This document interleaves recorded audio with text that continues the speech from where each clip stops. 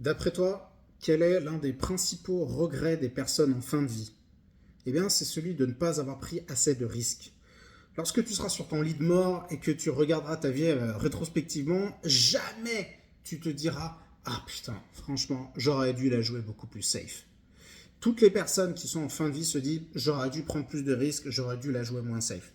Donc s'il y a une chose que tu as envie de faire, une entreprise que tu as envie de créer, un investissement que tu as envie de faire, tu as envie de lancer une activité de marchand de biens immobiliers par exemple, putain, lance-toi.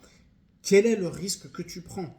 Le risque de te planter sur une opération, le risque d'un peu mal faire les choses, c'est pas grave. Déjà, tout ça, ça s'apprend, mais quand bien même tu te plantes, tu perds 20 000, tu perds 30 000 balles, putain, tu pourras te refaire. Mais ce qui est certain, c'est que si tu ne le fais pas aujourd'hui, dans 20 ans, 30 ans, tu regarderas rétrospectivement ta vie et tu te diras: putain, mais à quoi ma vie aurait pu ressembler si jamais je m'étais lancé, si j'avais eu le courage de prendre cette décision.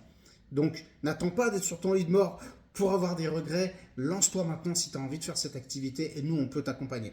Si tu as aimé ce contenu, n'hésite pas à payer ton like et à t'abonner à ce compte pour plus de contenu mindset, marchand de biens et immobilier.